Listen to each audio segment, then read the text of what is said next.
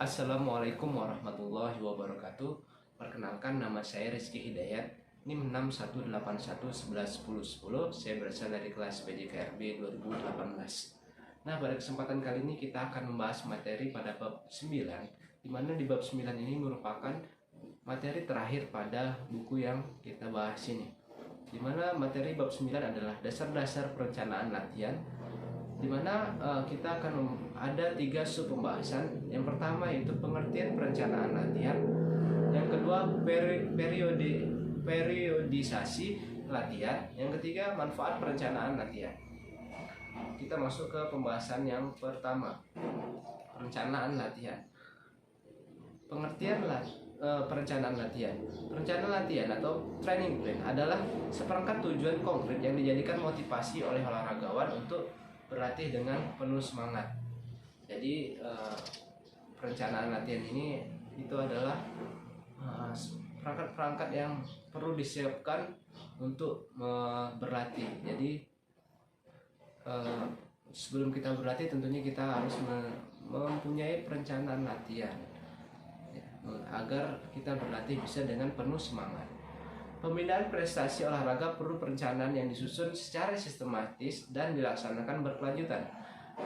Secara umum, perencanaan dikelompokkan menjadi 3 bagian. Yang pertama, perencanaan jangka panjang, yang kedua, perencanaan jangka menengah, yang ketiga adalah program jangka pendek. Perencanaan jangka panjang, program yang disusun mulai dari pembibitan hingga tercapainya prestasi, memerlukan waktu kisaran 8-10 tahun. Itu perencanaan jangka panjang. Selanjutnya jangka menengah. Jangka menengah ini memerlukan waktu kisaran 8-10 tahun. 4 tahunan, program latihan 4 tahunan maksud saya. Program yang dipersiapkan untuk menghadapi suatu event, misalnya program event 4 tahunan untuk menghadapi misalnya kegiatan PON. Yang selanjutnya program jangka pendek. Program jangka pendek ini seperti program harian, mingguan, bulanan, dan tahunan. Siklus MYO itu merupakan program harian. Yang kedua, siklus mikro atau program mingguan. Selanjutnya siklus meso atau program bulanan. Dan yang terakhir, siklus makro atau program tahunan.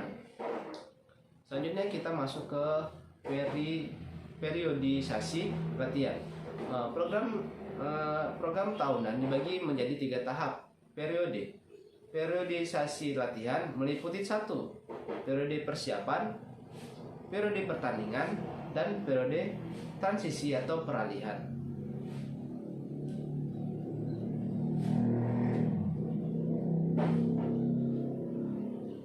Yang pertama, periode persiapan. Ini kisaran waktunya 3-4 bulan.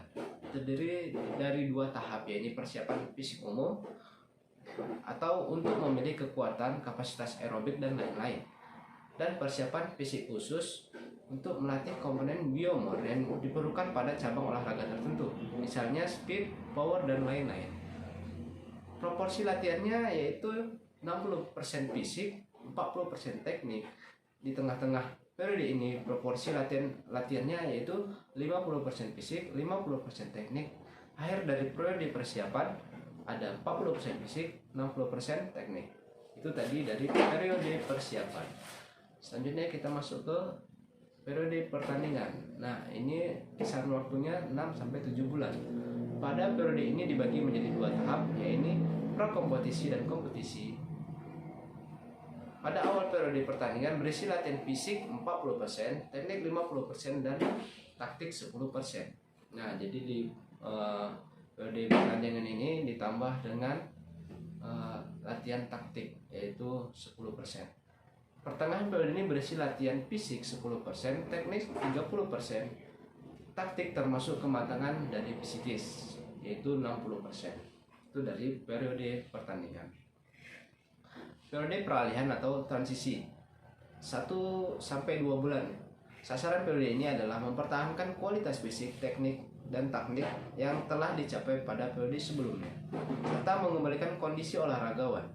Bentuk latihan adalah melakukan aktivitas bukan cabang olahraga yang ditekuni. Nah, ini bisa saya ambil contoh, yaitu misalnya olahraga renang misalnya. Itu kan bisa kita untuk melatih fisik kita, uh, agar tetap lebih baik, karena kan kita butuh mengembalikan kondisi olahragawan itu. Jadi seperti renang itu bisa dilakukan.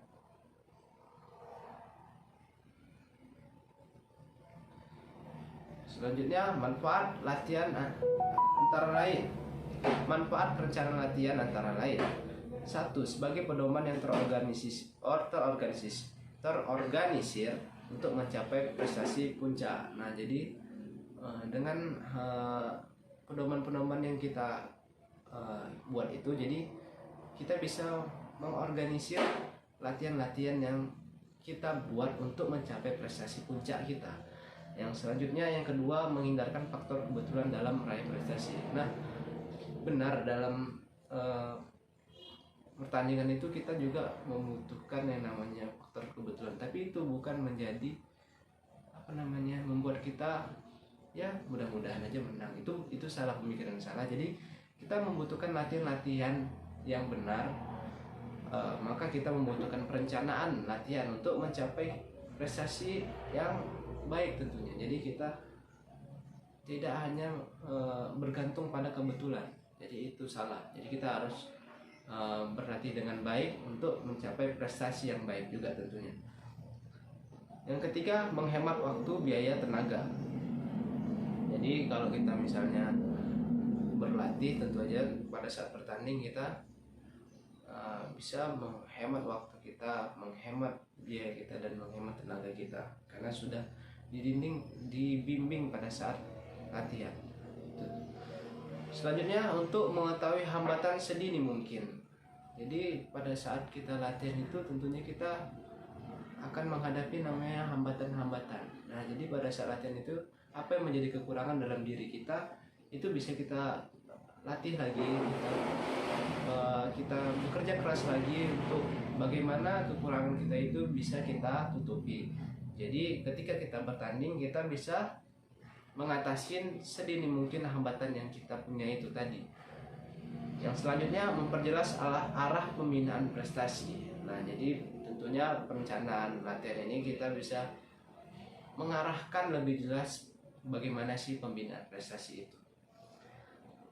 Langkah penyusunan program latihan meliputi analisis masalah, perumusan rencana, penjabaran rencana, pelaksanaan rencana, koreksi, dan evaluasi, seperti terlihat pada gambar berikut ini. Ya, ini ada pertama, analisa masalah, yang kedua, merumuskan rencana, yang ketiga, penjabaran rencana, yang keempat, pelaksanaan rencana, yang kelima, koreksi dan revisi, yang terakhir, evaluasi.